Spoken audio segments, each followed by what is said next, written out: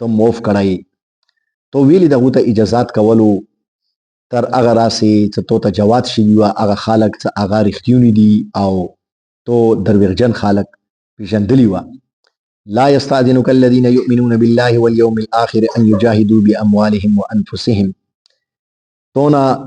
اجازات نخلی هغه خلک چې هغه په الله باندې او آخرت باندې ایمان وروړي څو هغه جهاد وکي د خپل ملونو سره خپل جنونو سره او الله رب العزت متقیون خپي جاندي. انما يستأذنك الذين لا يؤمنون بالله واليوم الآخر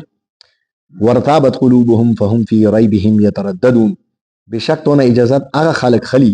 چې هغه الله باندې او آخرت په ورځ باندې ایمان نه وروړي او دی هغه زړونه په شک کې مبتلا دي او هغه په شک خپل شک کې سرګردونی دي. ولو ارادوا الخروج لاعدوا له عدة ولكن كره الله بعاثهم فثبتهم وقيل قعدوا مع القاعدين. کچېری هغه د جهاد د پاره دی وتلی اراده لرله نو دی هغه د پاره به د سمون تیاری کوله لیکن الله رب العزت تخواخه نه و د هغه سفر ته روانېدل چنانچه هغه باندې الله رب العزت سستی مسلط کړله او هغه د کینستلی ولا خلق سره کینستل. اردو کې ترجمه کوم. عفا الله عن کلمات انت لهم حتى يتبين لك الذين صدقوا وتعلم الكاذبين. اللہ تعالیٰ نے آپ کو معاف کر دیا ہے، آپ نے کیوں انہیں اجازت دی یہاں تک کہ ظاہر ہو جاتے وہ لوگ جو سچے ہیں اور معلوم ہو جاتے جھوٹے. لا يستأذنك الذين يؤمنون بالله واليوم الآخر ان يجاهدوا باموالهم وانفسهم. آپ سے اجازت نہیں طلب کرتے وہ لوگ جو ایمان لائے ہیں اللہ پر اور آخرت کے دن پر اس بات کی کہ وہ جہاد کرتے ہیں اپنی مال اور اپنی جانوں کے ساتھ اور اللہ تعالیٰ متقیوں کو جاننے والے ہیں. انما يستأذنك الذين لا يؤمنون بالله واليوم الآخر وارتابت قلوبهم فهم في ريبهم يترددون. بے شک اجازت آپ سے وہ لوگ طلب کرتے ہیں جہاد پہ نہ جانے کی جو اللہ پر ایمان نہیں لاتے اور آخرت کے دن پر بھی ایمان نہیں لاتے اور ان کے دلوں میں شک ہے اور وہ اپنے شک میں بھٹکتے پھر رہے ہیں. ولو ارادوا الخروج لاعدوا له عدة ولكن كره الله بعاثهم فثبتهم وقيل قعدوا مع القاعدين. اور اگر وہ نکلنے کا ارادہ کر لیتے تو سامان کی تیاری کرتے وہ لیکن اللہ تعالیٰ کو ان کا اٹھنا ناپسند ہوا تو اللہ تعالیٰ نے ان پر سستی طاری کر دی اور انہیں کہا گیا کہ تم بیٹھ جاؤ بیٹھنے والوں کے ساتھ. عفا اللہ عنک لما اذنت لهم. دیا یاد کی اللہ رب العزت پیغمبر علیہ السلام ته دا فرمایي چې ته الله تعالی موف کړای تو هغه ته اجازات ویلې کولو. مطلب دا دا چې کله غزوه تبوک اعلان حضور اکرم صلی الله علیه وسلم و فرمایلو نو د غزوه تبوک دی پاره څو میاشتو نه پیغمبر علیہ السلام د تیارې حکم ورکړو چې تاسو تیاری شروع کړئ. نو منافقینو چې کوم دا کنه هغه ته پاتې و زیره د غزوه ډیره مشکله غزوه ده ډیر لري سفر ده نو لہذا هغه اواله نه د بانی معنی شروع کړل. یو بروغله یو بنا به وکړل مو کور کې بیماری ده او بس زنه شتلا یا رسول الله صلی الله علیه وسلم مو ته اجازه روکا نو پیغمبر علیہ السلام به ته اجازه ورکړه چې ټیک ته نه چې بس خیر ده بل بروغله بل بنا به وکړل. اوس دا بانی ان به کول یو کمول ورکی داو څه انداب بیا لوړلو بیا په خپل محفلونو کې دا ډسکشن خپل منځو کې کول خپل منځو کې په دغه خبرې باندې غپ لګاولو ته پیغمبر علیہ السلام څنګه غلط کو څنګه بیوقوف مونږ جوړ کو ایج کر اختیار به مور اختیار دوره بیزی ده پیغمبر علیہ السلام غلط کو. نو الله رب العزت دی یو کې ته فرمایي چې تو ته پکور نه تو ویلي دغه ته اجازه ورکولو پکور د خرا اور کھوټه د اول معلوم کړی و اجازه ته نویر کوله ته پاتې لګیدلی وای ته چوک دي چی چوک نه دي دغه ته نه اجازه تا وخستلو او اوس لګیا د تو په پروپاګاندا کوي. چنانچه هغه به قسمه قسم خبرې کولې. چنانچه صحابه کرام زیتن اجمعین چکم سچے صحابه کرام وو هغه حضور اکرم صلی الله علیه وسلم سره په دغه مشکل وخت کې کلاک ویلو. نو حضور اکرم صلی الله علیه وسلم د پاره اوس دی جوړ کې دا خبره یعنی د ګناه او د ثواب خبره نه و خبره دی جوړ کې وا څو د دغه ته اجازات ورکول او نه ورکول د دوی خبرې وي. پیغمبر اسلام ورته فرمایي الله رب العزت ته فرمایي چې لما اذن تلام تو ویلې اجازه دغه ته ورکول. اوس جن خلق نعوذ بالله د انبیاء کرام علیهم الصلوۃ والسلام متعلق دا نظریه لري چې یاره حضور اقدس انبیاء کرام نه غلطي کیږي، هغه معصومین نه دي. ویلي چې ګوره دیجو کې الله رب العزت پیغمبر اسلام ته فرمایي چې عفا الله عنک، ته مو معاف کړلې، دغه ته اجازه ویلي ورکولو. نو هغه دا یی چې ګوره د الله رب العزت پیغمبر اسلام ته دا فرمایي چې ته مو معاف کړلې، نو معافي خو دي ګناه کیږي بلې جی شي کیږي.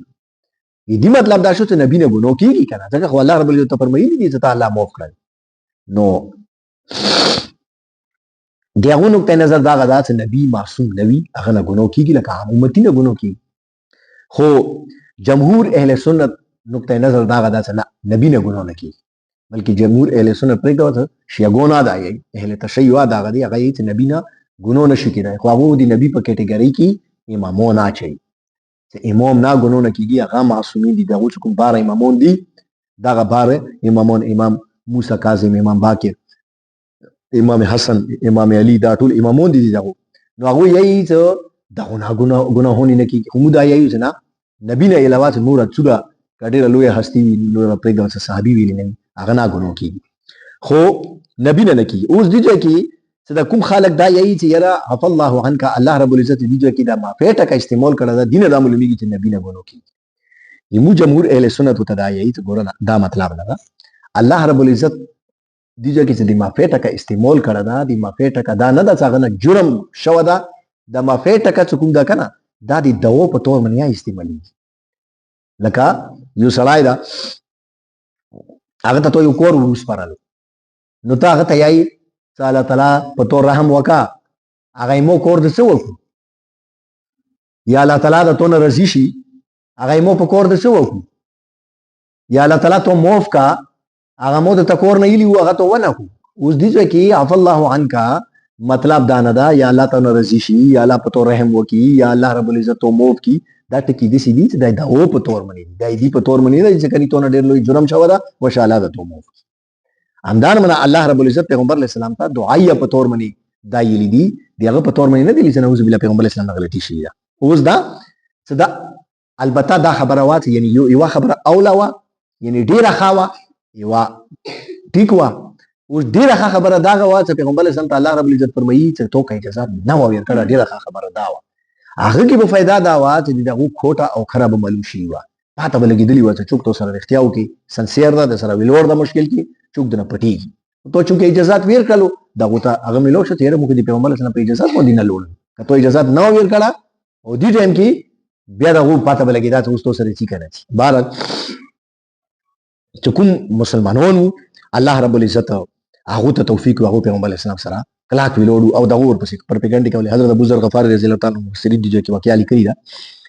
چې ابو ذر غفاری رضی الله تعالی عنہ غزوه تبوک کې پیغمبر اسلام سره روانو خو دوه چې کوم بوخ دي سره ور سره وغه ډیر غریب کمزور وو نو هغه لیاري کې بالکل معذور شو بس دا وچ کې نستلو مخکې مازال نه شو کوي. ابو ذر غفاری رضی الله تعالی عنہ بوخ موجه کې پریګولو سمونه په مټ کړلو د تور روان شو ها مزالي کولو تا انکه کفیلی ته پیغمبر اسلام ته ورور رسیدلو. اوس پیغمبر اسلام یې نه کسي وی پیژندل ابو ذر غفاری رضی الله تعالی عنہ څکله روغللو نو حضور صلی الله علیه وسلم تو فرمایلو چې يرحم الله ابا ذر يمشي وحده ويموت وحده ويبعث وحده. څ الله د ابو ذر غفاری باندې رحم وکي بیل د مزالا کوي او دو بیل مړیږي او بیل بچګیږي.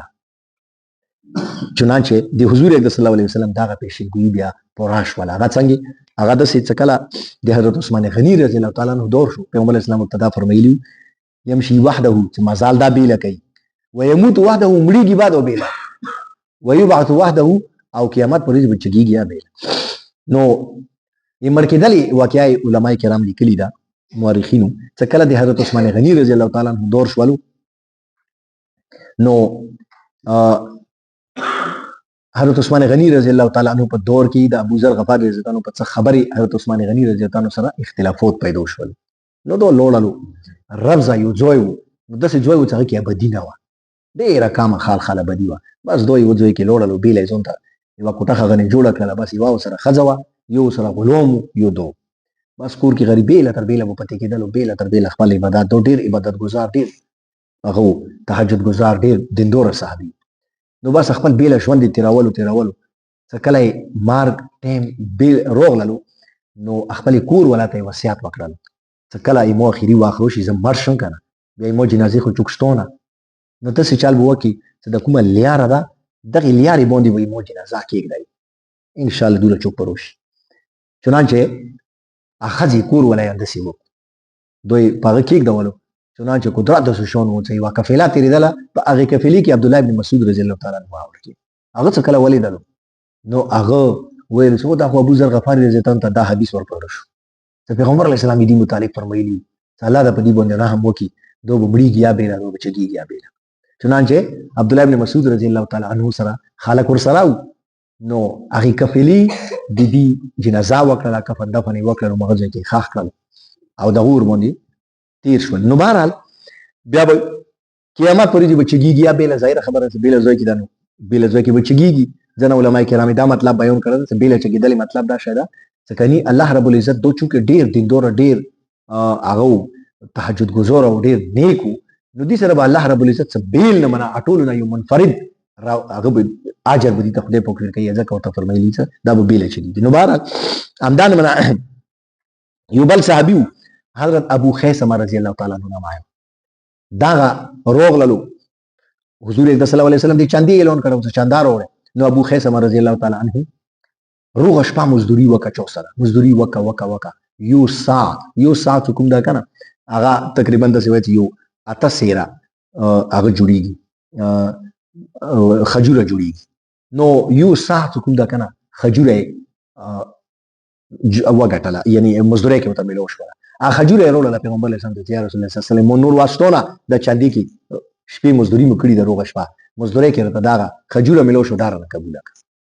نو منافقینو چې کوم دا کنه هغه ورپسې ټوکی کول ورپسې شروع کړلی څه دا اوس ګرځه په یو سا خجوري چې کوم دا کنه نو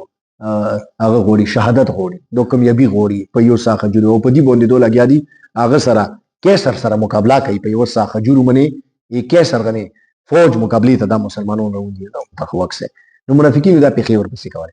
حضرت عبدالرحمن بن عوف رضی الله عنه تاسو په ویلو 10 کروڑ روپے ویر کړ دي نن زماني حساب سره او دغه هغه پسې نخري کولې چې دا انعام مړې دی لپاره مړه نو دغه دا نخري هغه پسې کولې نو بهرحال الله رب العزت اندی لپاره ورته فرمایلی چې دغه کچېری تو اجازه نو ور کړه نو دغه نخرونه به الویدلی وای د مخکې ایتونو کې الله رب العزت فرمایي چې چوک مخلص وي هغه ته اجازه نه غوړي چې جهاد نه کوم هغه تو سره میدان کې تو نه مخکې هغه ځون قرباني ته تیروي اجازه هغه خلک خلی چې هغه الله او آخرت باندې ایمان نه وروړي لکه د منافقین دغه جهاد نه ځون پټي پکا مؤمن سی وي سچا مؤمن سی وي هغه هیڅ کله جهاد نه راه فرار نه اختیاري واخر دا